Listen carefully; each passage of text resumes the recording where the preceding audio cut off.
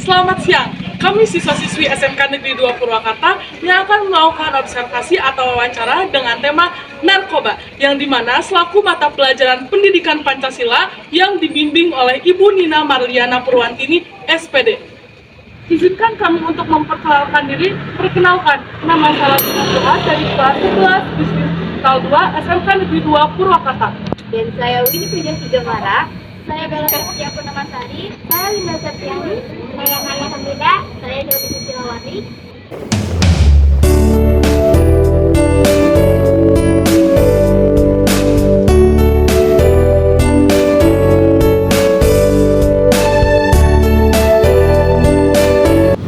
Assalamualaikum warahmatullahi wabarakatuh. Shalom, Om Swastiastu. namo buddhaya. Salam kebajikan dan salam sejahtera untuk kita semua. Halo akang teteh semuanya, kembali lagi bersama kami, saya Latifah Fuad. Dan saya Winnie Puja Sigamara. Kami moderator dari kelompok 1 yang bertemakan narkoba. Dan pada siang hari ini, kami berkesempatan mewawancarai Bapak Johnson Sirait SH dengan jabatan Korbin of Satres Narkoba. Untuk penjelasan lebih lanjut, ayo ikuti kami. Sebelumnya, di sini saya sudah bersama Bapak Johnson Sirait SH dengan jabatan Korbin of Satres Narkoba. Saya akan mengajukan beberapa pertanyaan. Menurut Bapak, apa sih jenis narkoba yang paling berbahaya gitu? Baik, untuk jenis narkoba yang paling berbahaya khususnya di Indonesia,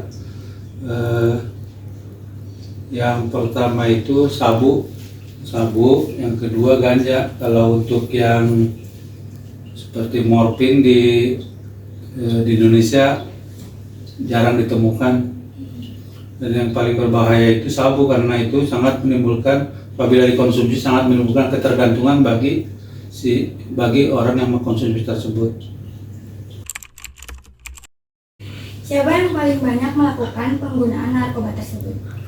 Untuk para pengguna narkoba, penyalahguna narkoba itu yang paling banyak itu kalangan remaja.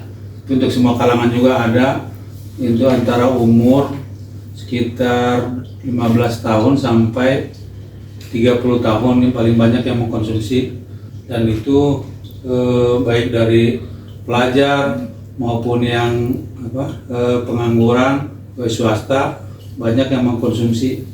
Khususnya untuk di Purwakarta itu yang paling banyak dikonsumsi jenis narkoba sabu di Purwakarta. Untuk pertanyaannya, di mana biasanya mereka melakukan transaksi untuk pembelian narkoba itu? Untuk pembeliannya sendiri mereka itu menggunakan media sosial.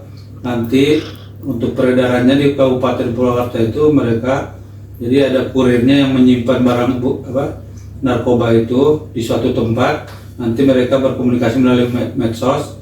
Nanti ditunjukkan, dikirim peta di dalam media sosial tersebut, baru nanti ada lagi orang yang mengambil. Jadi mereka tidak langsung bertemu. Biasanya kapan mereka akan direhabilitasi setelah pecandu narkoba telah tertangkap? Setelah para penyalahguna narkotika itu ketangkap ataupun dia melaporkan diri, kalau dia masih sebatas pengguna, penyalahguna, itu akan dilakukan rehabilitasi. Dan sebelum dilakukan rehabilitasi itu dilakukan dulu asesmen yang dilakukan oleh pihak rehabilitasi itu. Nanti ditentukan apakah mereka si pecandu itu akan dilakukan rehab medis maupun rehab sosial. Dan untuk rehab yang dilakukan oleh pemerintah kita itu tempatnya ada di Bogor, di Lido. Nanti apabila, jadi untuk proses rehab itu ada dua macam. Jadi pertama, kalau mereka itu melaporkan diri, mereka sebagai penyalahguna itu nanti akan kita serahkan ke pihak BNNK yang ada di Karawang. Setelah dilakukan asesmen, baru nanti dirujuk ke rehab sesuai dengan hasil dari diagnosa dokter, apakah dia di rehab medis apa di rehab sosial. Dan yang kedua, kalau kita melakukan penangkapan langsung, nanti dilakukan dulu tes urin, apakah dia positif mengkonsumsi narkoba atau bukan. Dan apabila nanti mereka positif dari hasil pemeriksaan tersebut menggunakan narkoba, nanti akan kita lakukan rehabilitasi baik ke pihak pemerintah, ke BNK ataupun ke pihak swasta. Menurut pendapat Bapak, bagaimana prosedur yang Bapak alami ini, yang Bapak jalani selama ini untuk meminimalisir kasus narkoba? Menurut Bapak, apakah prosedur itu cukup efektif atau justru prosedur yang selama ini dijalankan itu kurang efektif, yang dimana nantinya itu korban pengguna narkoba itu masih ada gitu? Jadi untuk selama ini kita itu untuk melakukan pencegahan atau meminimalisir pengguna narkoba itu, selama ini kita menggunakan pendekatan secara kita sering melakukan sosialisasi tentang bahaya penyalahgunaan narkoba. Terus yang kedua, kalau dia masih sebatas penyalahguna mengkonsumsi, kita lakukan rehabilitasi. Tapi untuk meminimalisir pencegahan atau penyalahgunaan narkoba itu bukan hanya tugas kepolisian, tapi tugas semua komponen masyarakat, dari pihak sekolah juga, dari lingkungan juga, dari pemerintah daerah juga. Tapi saat ini untuk masalah penyalahgunaan khususnya di Kabupaten Purwakarta itu bukannya menurun, tapi malah meningkat, karena dari hasil penyelidikan yang kita lakukan dari tahun ke tahun itu untuk penyalahgunaannya setiap tahun itu semakin meningkat. Yaitu kenapa hingga saat ini masih banyak orang yang terjerumus menyalahgunakan narkoba? Apakah orang-orang tersebut kurang edukasi atau bagaimana? Jadi kalau orang terjerumus narkoba itu kebanyakan mereka itu pengen mencoba itu, maksudnya jadi para pemula itu biasanya itu ditawari terus ingin mencoba, dan setelah dia mencoba nanti lagi mengajak temannya lagi. Dan untuk selama ini yang membuat mereka terjerumus itu bukan masalah edukasinya, tapi karena kurangnya iman. Jadi yang bisa menghindarkan kita dari narkoba itu bukan masalah edukasi, tapi iman dan takwanya itu harus benar-benar ditingkatkan. Jadi yang bisa membatasi diri kita itu ya kita sendiri. Tidak bisa maksudnya secara langsung baik ke pihak sekolah maupun pihak kepolisian maupun ke pihak pemerintah daerah itu bisa menekan, meminimalisir penggunaan narkoba itu, tapi dikembalikan lagi kepada individu masing-masing, terutama kepada generasi-generasi muda. Jadi kita harus bisa pastikan bahwa apa yang kita konsumsi itu harus dipastikan masing-masing individu baik enggak untuk kesehatan kita. Apalagi narkoba, ya jangan sekali-kali mencoba atau mengkonsumsi narkoba, karena kalau udah pernah mengkonsumsi narkoba itu kan mengakibatkan ketergantungan, kecanduan. Jadi dia harus kalau itu harus selalu mendapatkan si narkoba tersebut. Jadi dia harus sering mencari karena akibat ketergantungan tadi. Baik teman-teman, itulah ke-6 pertanyaan yang telah kami ajukan. Selanjutnya adalah kami ingin menanyakan solusi.